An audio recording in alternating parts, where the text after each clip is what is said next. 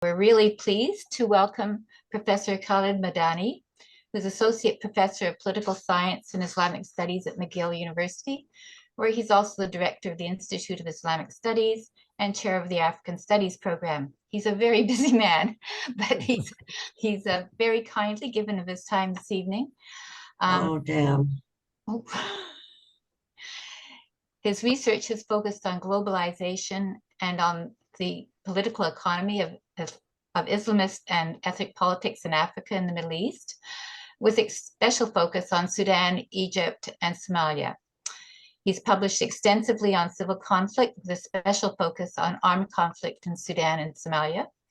And he's currently working on a book about the causes and consequences of Sudan's 2018 popular uprising. Now I'm going to turn it over to Professor Medani, and we can go ahead. Thank you so much, Christine. At this point, I'm going to call everyone by their first name, including Carol. I know we have an Oberlin connection. Thank you so much. I have spoken some years ago to this forum, and it was such a privilege and honor. And I want to thank the organizers, but also thank them for their patience. Given the conflict in Sudan, I was traveling a lot and then had to spend a lot of time in Egypt to evacuate my family and make sure that they were okay. So it was a very difficult time, as you can imagine. It's always a privilege for me to speak about my country, the Sudan. I'm a proud resident of Canada and a proud citizen of the United States, but Sudan is, from my perspective, been the most important source of sustenance and support, and even as I write and research other countries. So I want to really thank you for this wonderful privilege and honor to speak about it. And in addition to that, I want to thank you also for not forgetting about the conflict in Sudan and the humanitarian tragedy. There is no conflict that's worse than another, in terms of, humans and innocents who die in the context of war and conflict. And so there is a lot going on, and we understand that, and I understand that. So taking the opportunity to highlight Sudan to this very wonderful forum and all of you is really a great honor, and I thank you for that. I wanted to talk briefly for 30 minutes and open it up to questions. What I want to do is talk about, number one, I'm going to itemize the different themes or points so that we can all be on the same page. The first thing I want to do is just talk about the depth of the humanitarian crisis and why it's so important for us to really, once again, look at Sudan very closely. I then want to give a little bit of a snapshot of the nature of the war. What is going on and who are the protagonists in this war? And that I think is really important. Following that, I want to give a kind of a brief history about the sources of the conflict, the scenarios that we can think about as we go forward. And of course, I want to conclude with the important question of will the war end? How will it end? And what are the scenarios or chances and potentials for peace? And also maybe the resumption to a democratic transition in Sudan. So first, I want to begin, for those of you unfamiliar, although I know I have a Southern Sudanese person watching here, and I know he's familiar with the geography of Sudan, but very briefly, it is the second largest country in the continent of Africa, previously the first largest. It has a population of about almost 50 million, which makes it the fourth largest in population in the continent. It borders 7 different African countries, and it is central to 2 very important geostrategic regions in Africa: the Sahel region that goes all the way through Niger and Mali and up to Mauritania and even Morocco, and the Red Sea area, which is so important strategically for the Horn of Africa and for the Middle East, the Gulf countries. And I want to emphasize the important kind of geography of Sudan, because the conflict is really important and of interest to African security concerns as well as Middle Eastern security concerns. And the port of Sudan on the Red Sea has been a source of competition between Gulf countries, the United States and China, Russia, even Turkey. And so that kind of sets the stage geographically and why it's important. Now, having said that, let me turn to what I think is really important to highlight, and that is the deep, grave, unprecedented humanitarian crisis. The United Nations has called it perhaps one of the most, if not the most, severe humanitarian crisis in modern history. The Doctors Without Borders has recently said that it is nothing short of an example of a failure of humanity. The depth of the crisis is really the most severe in the world in terms of the devastation to the populations and the infrastructure. We have, in only 6 months, the war started on April 15th of this year. So in just a little bit over 6 months, we have over 9,000 innocent civilians dead, but that tells only a very fraction of the story. 6 million in the course of 6 months have been internally displaced in a country where there was already 3 million displaced already internally. And over 1 million refugees that had to flee the violence, particularly in the capital city of Khartoum, to Chad, Egypt, Ethiopia, and of course, South Sudan as well. So here we have this kind of in numbers and in internal displacement and refugees, one of the most severe humanitarian crises in the world. In addition to that, unprecedented here is that the war has been located in 2 domain centers, Darfur in the west, where we have ethnic cleansing that of the type as happened in 2003 and 4 in that period, with 10,000 people killed in 1 day in central Darfur, and now 300,000 refugees across the border in Chad, a devastating form of violence that also is accompanied, I'm sorry to say, by not only extrajudicial killing, but a whole litany of violence, gender-based violence, including sexual assault and rape as a strategy of war. Having said that, in addition to that, you have the Khartoum city, the capital, for the first time in its history, has witnessed the bombing and destruction of its infrastructure from the aerial bombardment of the army and the militias who are going house to house, devastating, taking over people's homes, killing people, and also bombing and closing hospitals. 70% of the medical facilities in Khartoum are completely destroyed. People are dying from the most curable diseases, diabetes, malaria, meningitis. That is a source of devastation that is not reflected in the numbers. So having set the stage of this really unbelievable humanitarian catastrophe, I want to just talk about the politics of it and the root causes before we talk about, the way forward. It is a civil war of a particular type that's unique to Africa. Most civil conflicts in Africa are usually between one ethnic group or another. And that's the case, for example, one could argue to some extent in South Sudan, our former homeland and neighbor now. But in this particular war that began in April 15th, you have 2 military institutions fighting against each other, 2 generals who it's difficult to describe the level of avarice and greed for power and wealth that these 2 individuals have. One of them is by the name of General Abdel Fattah Burhan, who's the head of the standing army, the Sudan Armed Forces. And the other one is the head of perhaps Africa's most powerful paramilitary militia by the name of Mohammed Hamdan Dagalo. These protagonists are the ones that are engaged in a war to the death that they consider a zero-sum game.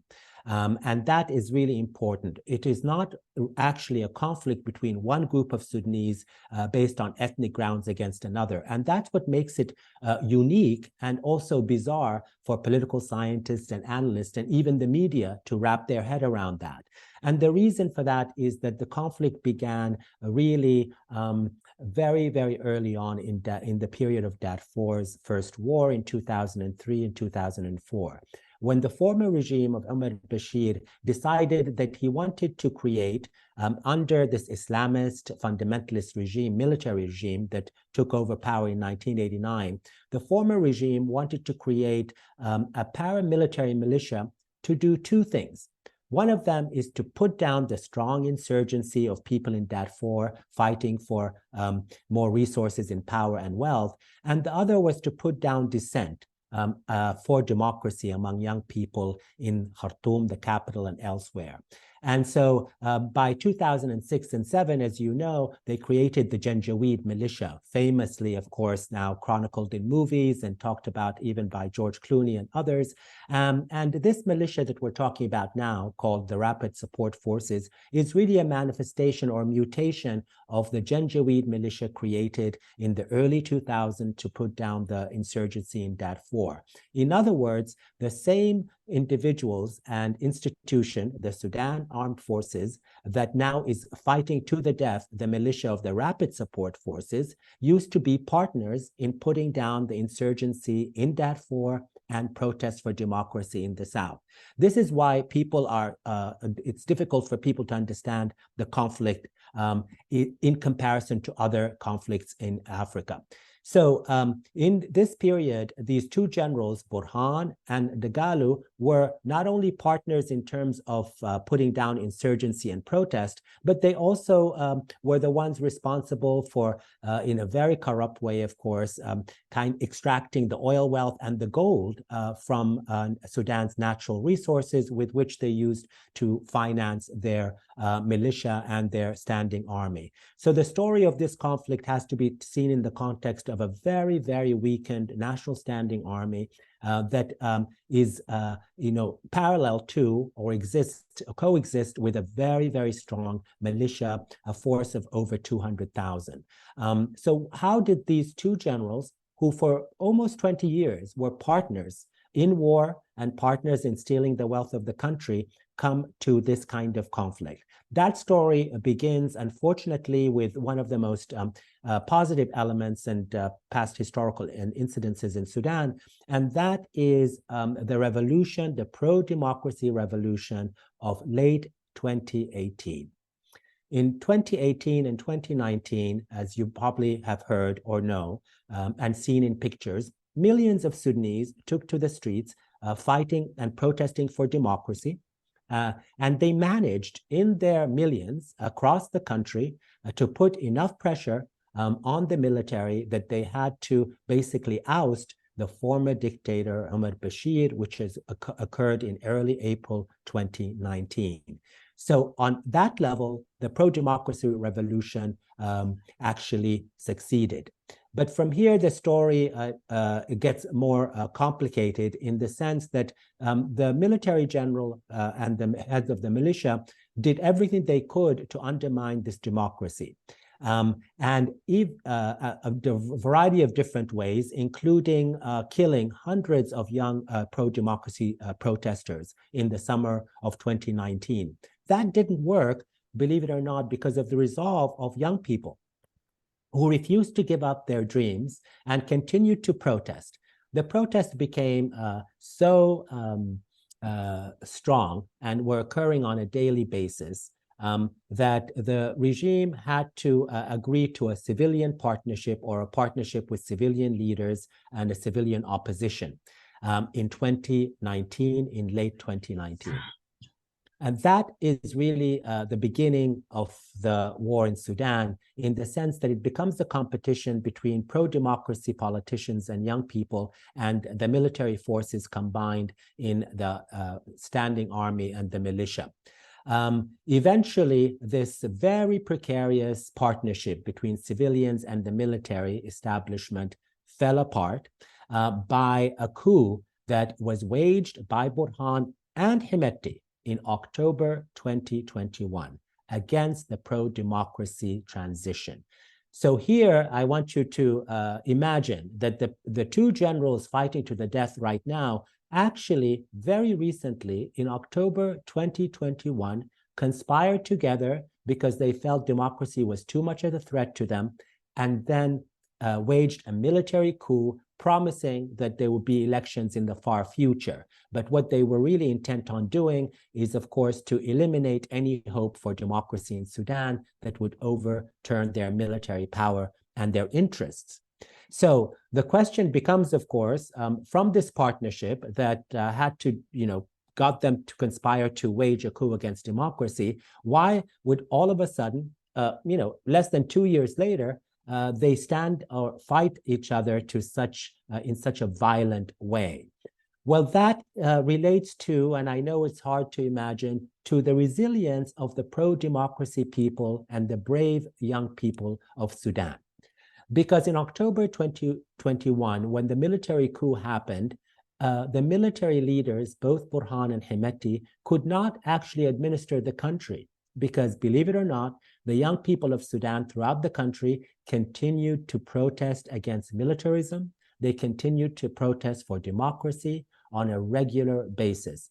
The pressure of the pro-democracy young people protesting actually put these two generals in a bind. And eventually they had to agree to a resumption of a transition to democracy and negotiations. This was, of course, abetted or rather encouraged by the international community, what was called at the time the Quartet, the United States, Saudi Arabia, the United Kingdom, and the United Arab Emirates.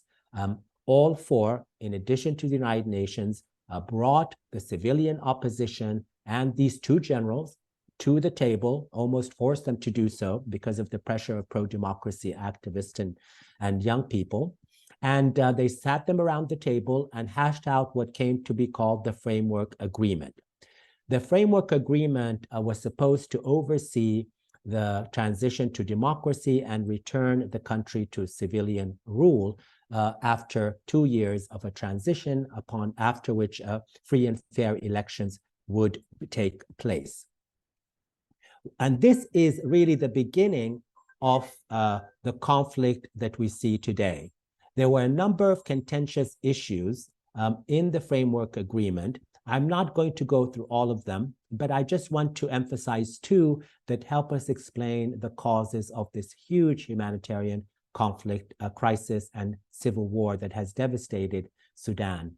Number one of the stipulations demanded by the civilians was to dismantle the deep state and the wealth and corruptive state and all of the different army-owned economic assets that had undermined the economy and that were monopolized by the military establishment under the Islamist regime of Umar Bashir in the past. 70% of the economy of Sudan, believe it or not, both public and private sector companies are owned and operated by the military or subsidiaries of the military establishment.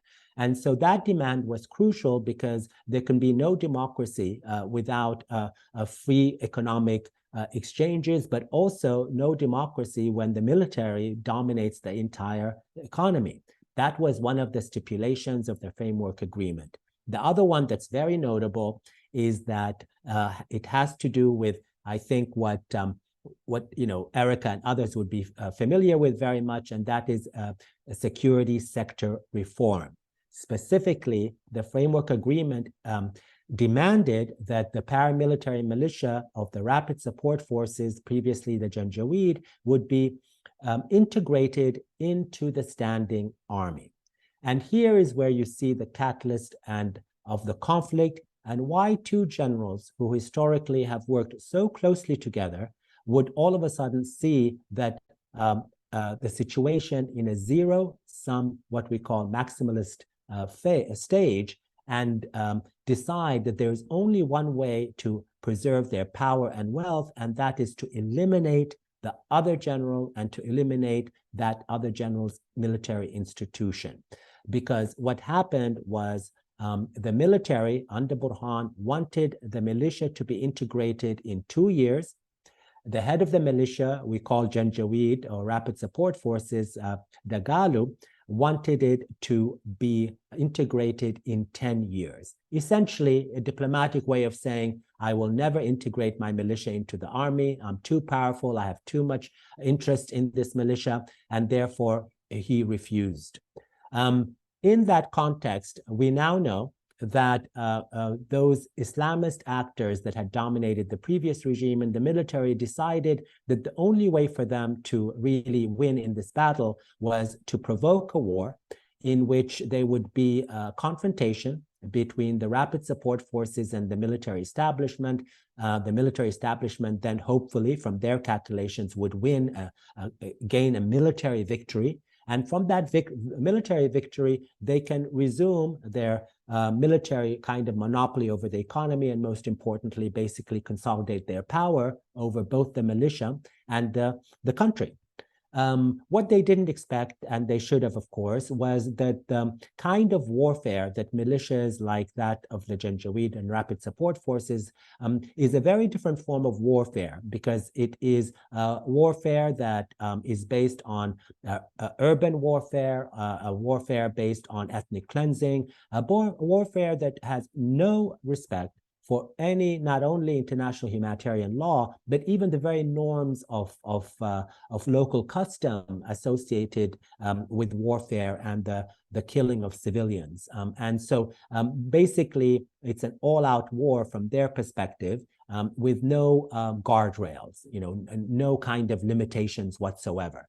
On the other hand, the military establishment is dominated in terms of the top brass by what we know as very extremist Islamist that I've written about extensively. Both sides decided that they had to basically extinguish and eliminate the other to preserve their power and economic privilege. What from my calculation, what they did not expect is a scenario in which neither would get an outright military victory. They really felt that each one of them would actually dominate. And what you have is a military that is capable of aerial bombardment, but has no foot soldiers, and resorts only to bombing from the skies. That, of course, as you know, can only go so far strategically, especially since the militia has anti-aircraft missiles and, most importantly, troops on the ground.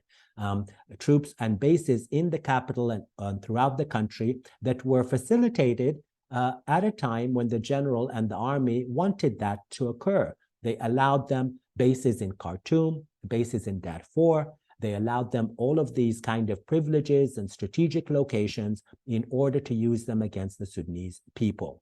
And talk about a blowback, the same kind of strategy that they used is now being used against them. And so there is, of course, no virtuous protagonist in this particular war. And the people who are suffering are 99.9% of the Sudanese people, most of whom, the vast majority, oppose both sides vehemently because of the history that I just told you.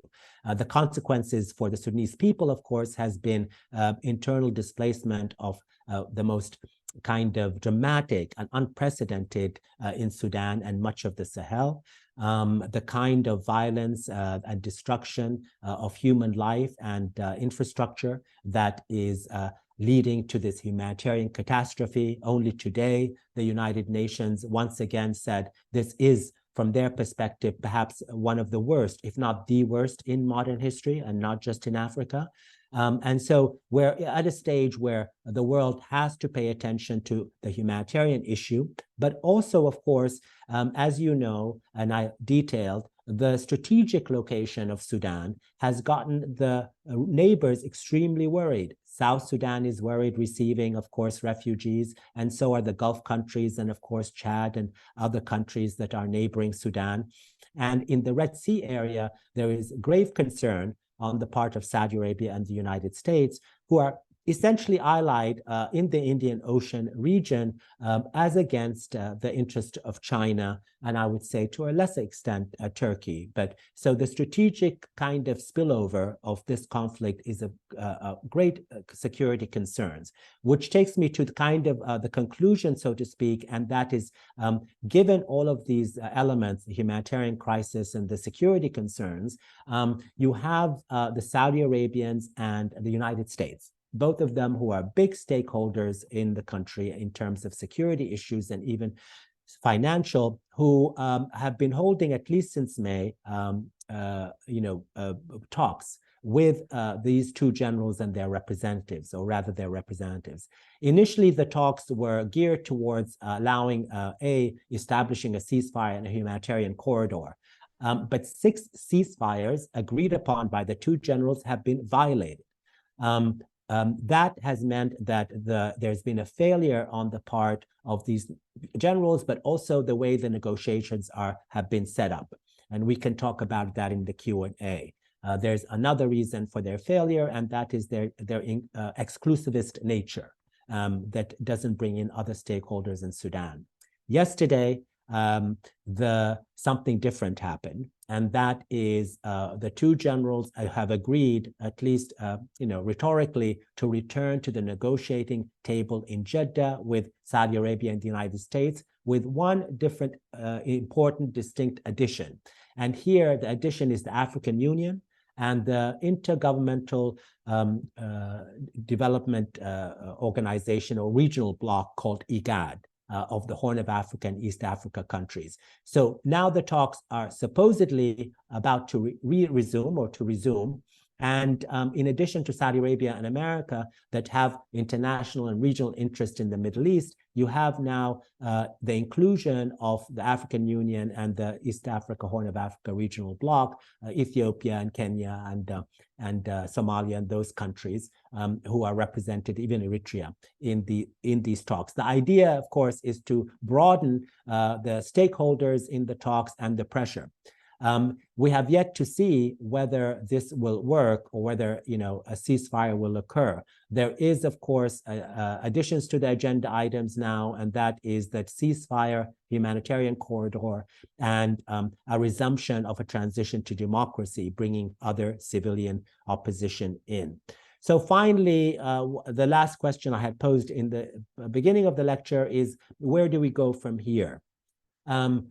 Where we go from here is to understand that this is a stalemate and a military one, what we call in political science a mutually hurting stalemate, and that there is no other option but negotiations. However, we have to understand and take the lessons from wars in other African countries. And that is not something that right now is being considered seriously.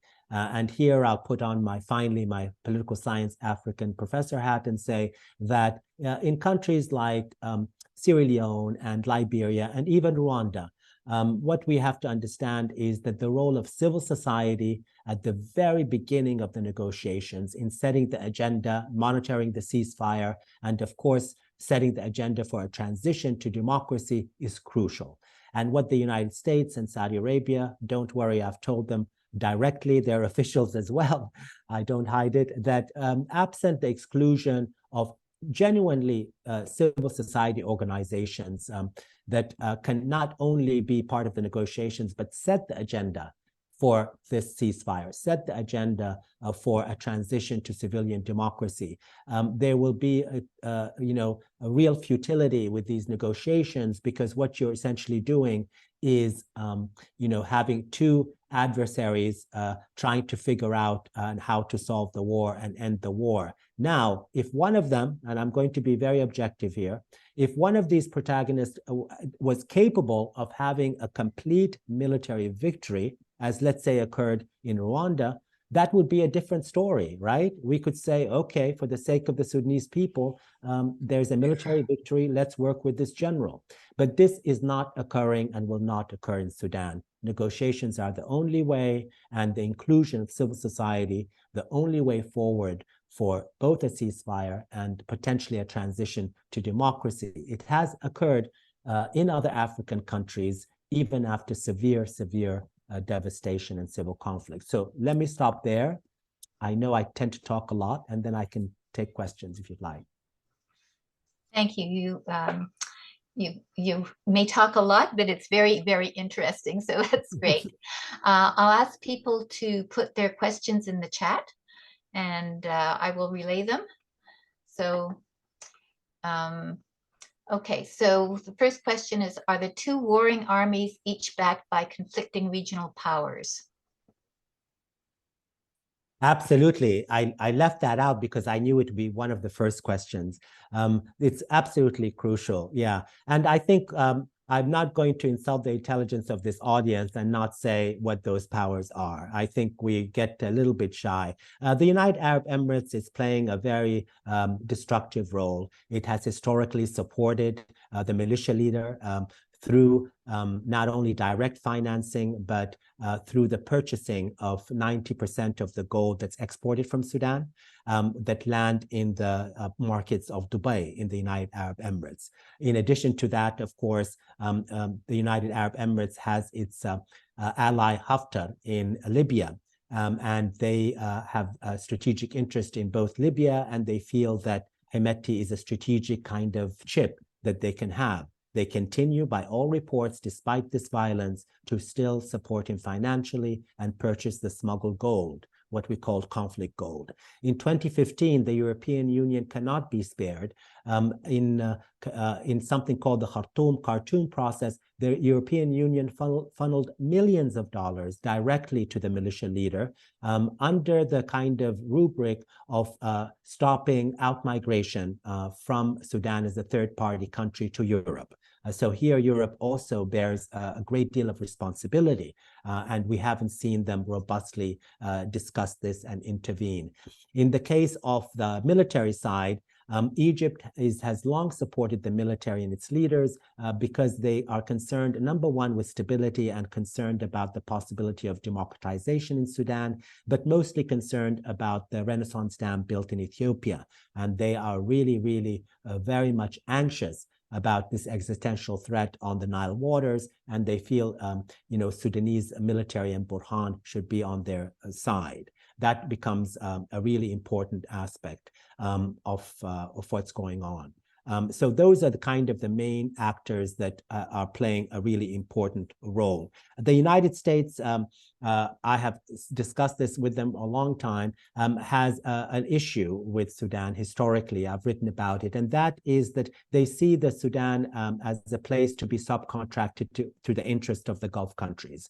They have a lot of other things they're concerned of. They feel they have strong allies in Saudi Arabia and even the UAE, and so they give much less attention, robust attention to Sudan. That is a mistake, and the State Department recently has actually indicated that they want their own independent policy. What they've done is put sanctions on the leaders, targeted sanctions, but those have to be spread out and to include an arms embargo against the militia and the leaders of the military. So the external aspect is really key. It's true in all African conflicts, as you know, but here the regional actors are different. They include both African actors and countries, but also far afield in the Middle East, which is part of the geopolitical aspects of the security concerns. Okay, thank you. Okay, has there been any shift in strategic considerations now that Israel is distracted from steps to enhance its relationship with Saudi Arabia? Strategic shift in the calculation of which party? Let's see. I guess in terms of Israel and both the parties, right, to coming to negotiations. Yeah, there has been. I mean, the normalization with Israel was something that was pushed by Trump and Israel, of course, and it was accepted by the government at the time, the civilian government at the time, because there was a carrot to it. I don't know if your listeners, the carrot was to take Sudan out of the list of countries that support terrorism. And so there was, if you don't mind me saying, and everyone knows, arm twisting. In other words, you normalize, or you'll still be on the list of supporting terrorism. And of course, if you're on the list, you can't get any aid from the World Bank, IMF, or any country, as you know. There was really no option. There was no referendum on it. And the Sudanese even leadership was very clear that this kind of decision can only be taken if there's a legislative assembly and that is voted on. The reason that it's contentious is because of what is, of course, the general conflict among Israel and Palestine. But you have to remember that Israel itself had been supporting, through surveillance and technical assistance, the military that was utilizing those against the young activists and killing them. It's not, of course, primarily responsible for that, but there hasn't been substantive positive aid or development from that end. And so The Sudanese people actually are very well aware of that. So the shift in calculation, more importantly, to answer your question, has to do with the fact that the normalization seems to be falling apart, at least for the moment.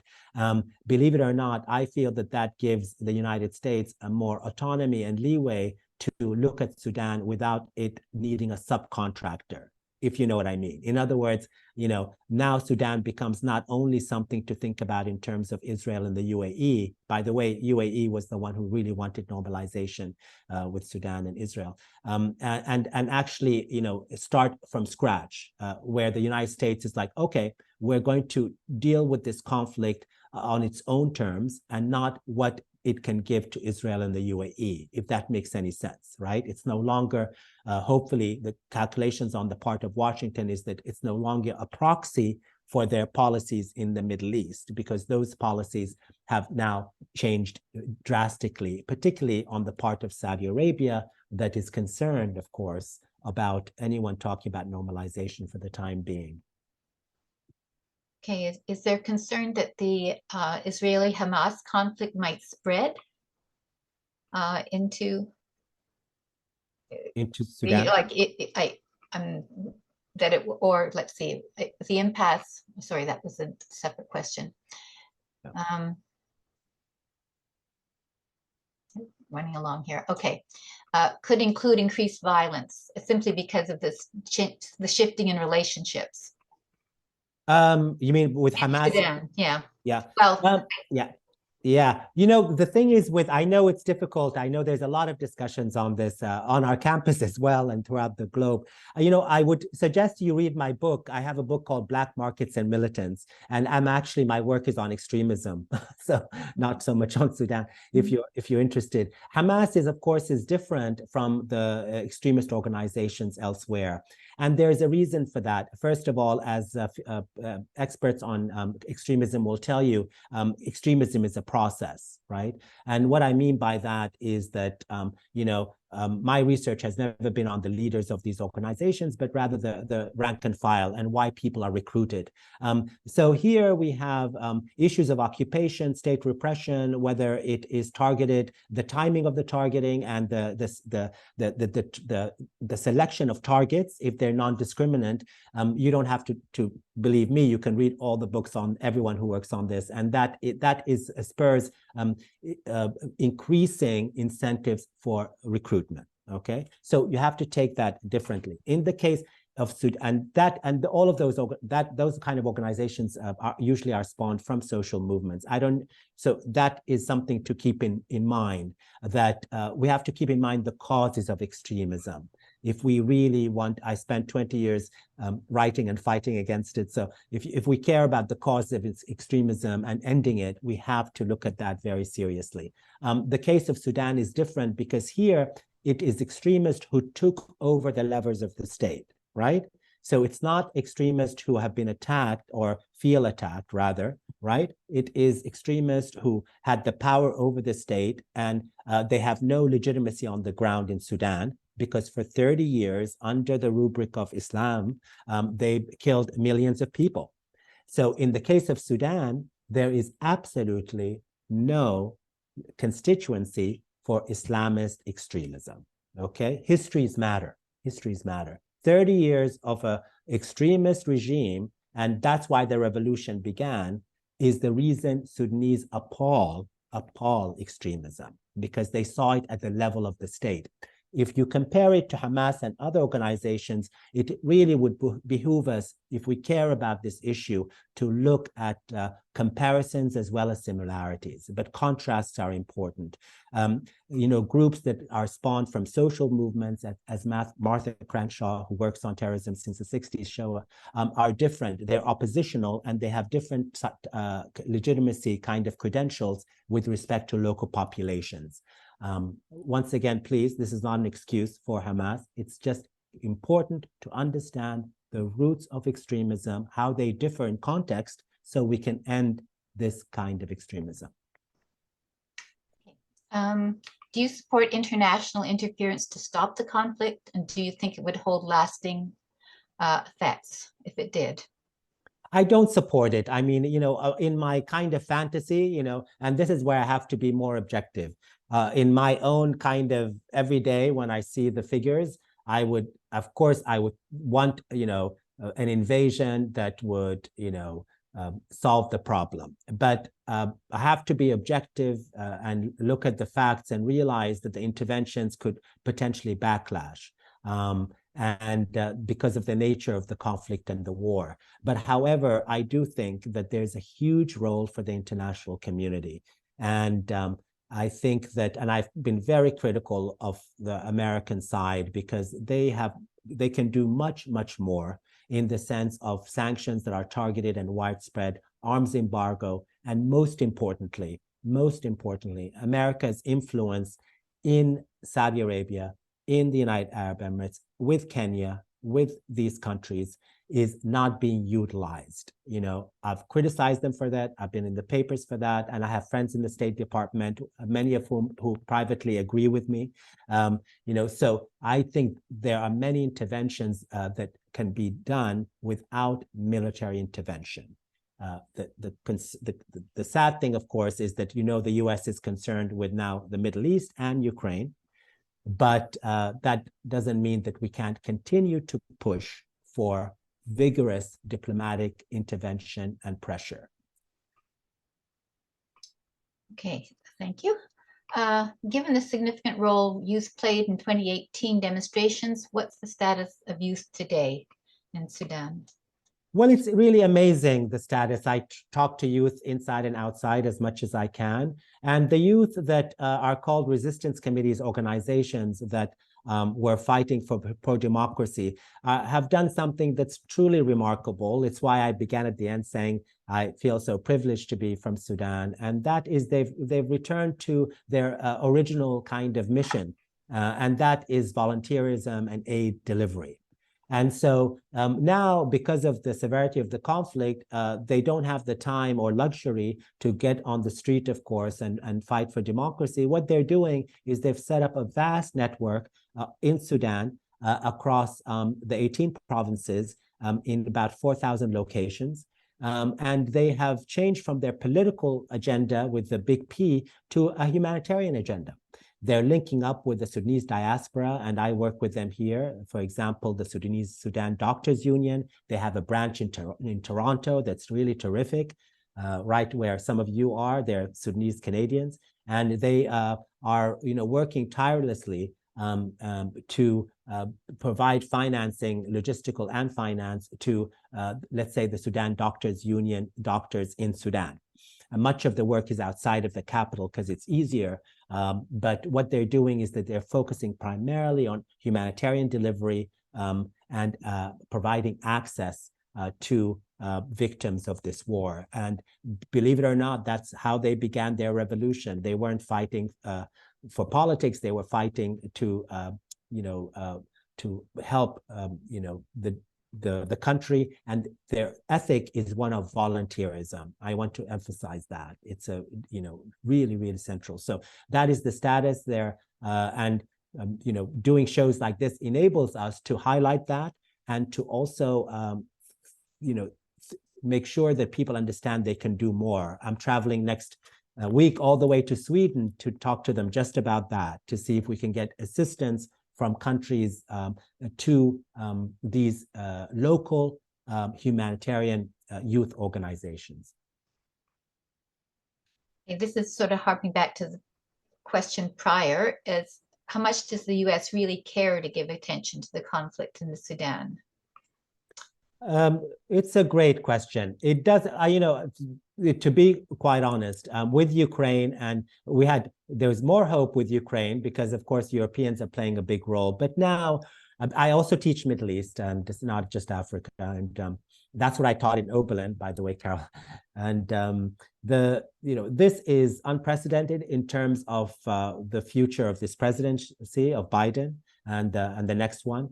And domestic American politics necessitate that, for them, at least from their perspective, that this would be the #1 concern, foreign policy concern. And I think that it's going to be very difficult to get a constituency in the United States that pushes America to fight or to pay attention to Sudan on humanitarian grounds. That's very, very difficult, and it's sobering, but it's something that that we have to consider. I have always also tried to focus on the Arab and African countries, and for months and months, when the African Union was not included, I was very upset about that, and I felt that they have to be included. Now, interestingly enough, they are being included. And I believe that African countries are the way out for two reasons. One of them is because they have experience in post-conflict situations. And number two, African countries have a more vested interest in stability in Sudan. Number three, I'll add a 3-1, they also have seen more than 1/3 of their continent, transition to civilian rule in some form or another. So the least that Western countries can do, and I actually spoke to the Canadian Foreign Ministry at the beginning of the crisis and to talk to them about going to Nairobi and to Kenya, and if you cannot directly assist, what you can do, the least that they can do is support African countries' efforts at finding a resolution to the conflict. And I think that's possible. It's encouraging. So you talked about how it's very different, the kind of conflict in Sudan from in most African countries where it's ethnic based. But is there an element of whether it's about access to resources, cultural or religious factors, in addition to the clash between two generals and the militaries? Absolutely. It's very difficult to, I think we had a panel on Africa, Canada Economic Corporation yesterday. We brought someone from Ottawa, and I think all of you know that the Sahel is exceedingly wealthy in natural resources. Unfortunately, when we talk about a resource curse in Africa, you should really focus, of course, on the Congo, but also the Sahel. The unbelievable wealth in gold, minerals, bauxite, zinc is a reason why, number one, there's attention from regional international countries, but also how insurgencies are financed. And so this is what we call, not to be too technical, lootable resources. So in political science, lootable resources are easily a source of financing for insurgents. That does two things. It provides economic incentives for the violent young people who are recruited into these organizations. And number two, it sustains conflict. Okay, so I always try to use political science in a way that's accessible to the public policy. And so what does that mean? That means that an arms embargo and an embargo on gold smuggling and zinc, as in, let's say, Darfur, is a central part of resolving the conflict, because it incentivizes the recruitment of rank and file into these organizations.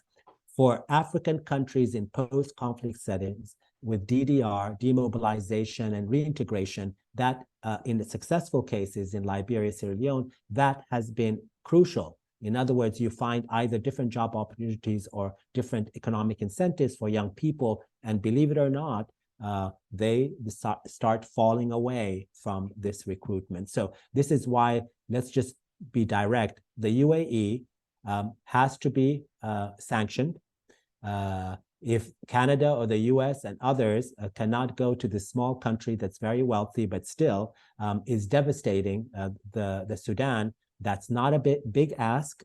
That is something that Ottawa can do, Washington can do, and that's why this question is so important. Okay, so how would you envision the ideal way to monitor compliance with a ceasefire, since we've had several failures, 6, I think, the prior 6 failures? How do you think it might go forth if there was an agreement?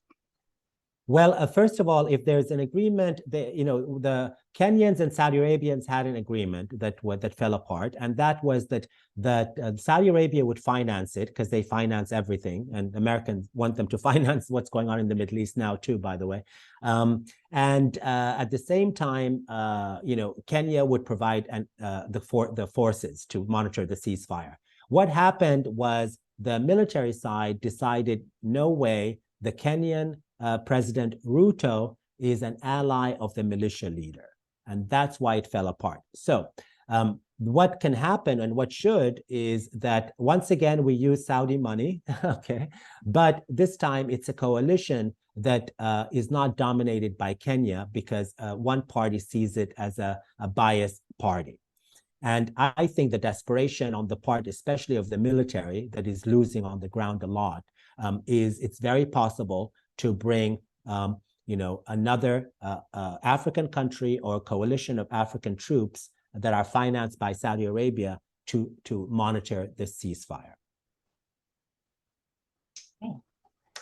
All right, so we have a question here. It's long, it's in the chat if you want to read it there, but Khalid, but it says, thank you very much for your presentation. As World Federalists, we tend to view the current international system as not providing the proper incentives to reach a truly peaceful and fair world. Such reforms we propose range from abolishing the veto to creating a united Nations Parliamentary Assembly. What types of reform to the international system would be most critical to provide hope for the conflict in Sudan? Oh, what a great question. I don't know enough about your organization, but I think that that has been in the cards for a long time, especially from the Global South. The rearrangement and the criteria of Security Council representatives, taking away the veto. Just as an example, I mean, just to show you what your question is. So I don't know about you, all of you, but when the United States stands against and vetoes a humanitarian pause, not a ceasefire, but a humanitarian pause, I mean, it's unbelievable. I mean, a humanitarian pause can literally be 1 day to provide some food. So this just is a glaring example of the need if for people who care about, really care about humanitarianism. I'm not saying, those people are evil. Everyone has their rationalizations. But if we really care about that, there has to be a reform of the international system. I think that's really important. That would be one element. The other element for me is to really focus and support regional blocs. I think that some of the issues are so severe. And one of the success stories that have happened are the ECOWAS regional bloc or SADC in South Africa. Like organizations like yours and others, I think should also cooperate and engage with regional blocs that have transformed their mandate from security to democracy, for example. So we can work in 2 stages, work with Global South countries to try to reform the UN, but simultaneously work with what we feel is working. Wars in Africa do end. We should investigate how that has happened. ECOWAS has changed its mandate to be opposed to militarism, for example. That can be supported and engaged with international partners. So we should look at reform at the international level, but also at the regional level, where implementation really, really matters. And in Africa and in the African context, there is so much work to be done positively to support local resources and local regional actors and blocs. And it's exciting to travel to Africa too. Thank you. Okay, so we have time for a few more questions. If civil society could be brought into the negotiations, would you be an advisor to any of them? Well, that's nice. Would I be advisor? I feel that everyone has their advantage. I am an advisor to them in the sense that I write, and my family has always said that we have to be independent. That's very, very important from political parties per se. I can't tell the one who posed the question, I have good reputation with all of the political parties, believe it or not. And so I don't have any enemies in civil society whatsoever. But I want to keep it that way because I think we need a room for analysts, and we need people who can be objective and care at the same time.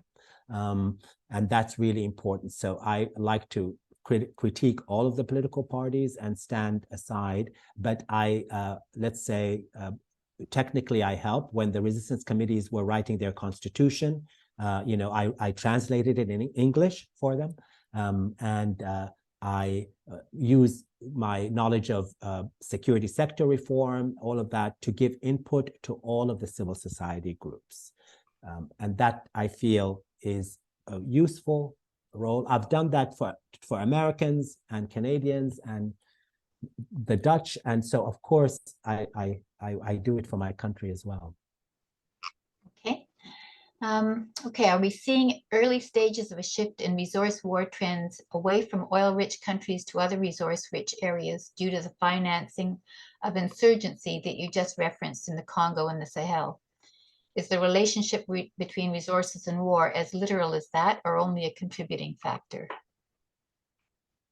I think it depends the question you're asking. If you're asking questions per country, what's happening in Sudan, then that is the focus. And of course, in terms of the resources in Sudan and surrounding countries.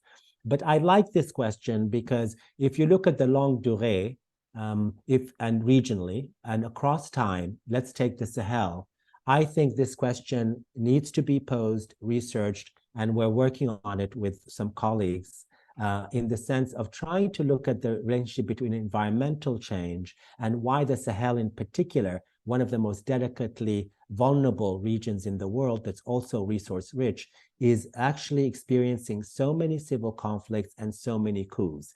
The one thing that I do in my book, but not in these talks, is to answer that other part of the question, and that is the responsibility of the global economy.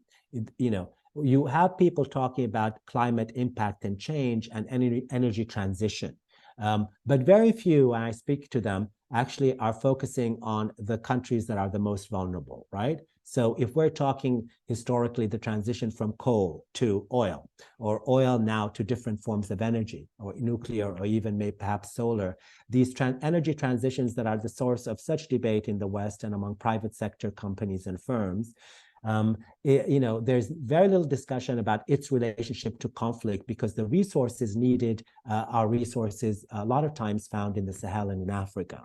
So that question of the longue durée, the responsibility of, let's say in Canada, everyone is really, really concerned about climate change and environment. How can that be taken seriously if you don't map onto that the conflicts that are going on in one of the most semi or arid regions in the world that has witnessed since the 1970s the greatest amount of deforestation and desertification as a result of climate change. So it doesn't make sense to talk about climate impact, environmental protection, and sustainability in Canada without taking seriously its relationship to conflicts in the Sahel, if that makes sense. Yes, indeed. Okay, so this is a question from Francis Lim. How was the Sudan's past war affected? How has it affected the current state of affairs? Well, it's a lot. Francis probably knows. I began my mentor was actually is from South Sudan, not North Sudan, and so I worked mostly on South Sudan for a long time. And the war it devastated the country, led to partition, and there's lots of different consequences. But one of the most important is it hardened the extremism of the regime in Khartoum, in Sudan. The war with South Sudan could have been resolved by more pluralism and one Sudan that took seriously its diversity. But the dictatorial regime of Umar Bashir agreed to partition South Sudan because they wanted to consolidate their power over northern Sudanese, and they were concerned if they did not let go of South Sudan, the diversity of Sudan that was African in the south, Arab-speaking in the north, would undermine their monopoly of power. So that's a kind of a very large way of saying it was central to the hardening and consolidation, and I would say even greed of the military government that continues to try to resume power under a different kind of mutation. So that becomes really important. I want to tell Francis that what is really remarkable is the generosity of South Sudanese to the refugees of Sudan, and how South Sudanese now are taking seriously that the two countries that used to be one have a shared future. Remember, this was a war that lasted 40 years, and now Northern Sudanese and Southern Sudanese are working together to stop war. That was unexpected after such a devastating war between two people.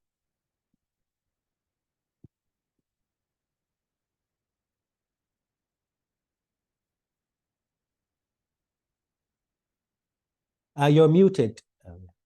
Sorry. What do you think, notes? Okay. What do you think the impact of UN peacekeeping mission in the region has been? Missions in the region. Sure, in the region. It hasn't been good. I think that we have to be really keep up with the wonderful work on UN peacekeeping. There have been two problems. One of them is that the kind of mindset of UN peacekeeping has been led by Western countries. And one of the things that a lot of professors, let's say one in Columbia, writes about is that it does two things. Rarely, if ever, do they take seriously the roots of the conflict in programming. Believe it or not, it's a very kind of UN mindset. Number two, usually there's a great bias between the UN agencies and the parties to the conflict that exacerbates the conflict. And then finally, of course, most of the funding that seems to be kind of raised goes back to the agencies themselves and the donors themselves in different ways. But I would say the central part that I tell my students about it when I lecture is that there is very little attention paid to the root causes of the conflict, and therefore the programming really is much more about donor interest and the interest of the bureaucracy of the UN rather than solving, let's say, the conflict in the Congo or Sudan. And we have to make use of people who've been critical of UN peacekeeping in that way. And that is something that we shouldn't shy away from, because that's the only way to really kind of, improve that. Okay, so I'm going to make this the last question. Could you say more about the South Sudan in regard to the current conflict in Sudan? Well, Salva Kiir, the president of South Sudan, has made it very clear that he wants the war to end. There are two problems. I mean, the problem, of course, is the refugees that are pouring into South Sudan. But the real problem for him, as you know, is that the oil goes through Sudan. And the oil, though that's essential for Salva Kiir personally, by the way, and I'm going to be honest, and his party, that's exceedingly corrupt and has refused to give any room for civil society in South Sudan. I take South Sudan to be my country, so I'm very clear. I mean, I'll say what I need to. And so he is really, really concerned about his economic interest, because he needs that oil to go through the port in Port Sudan. And that really is why he's doing that. I think that the role of Salva Kiir, from my perspective, is not a positive one, and that's why the African Union has not included him directly, because they don't see him as a bias, a leader. And so we have to really be clear that a dictator in South Sudan,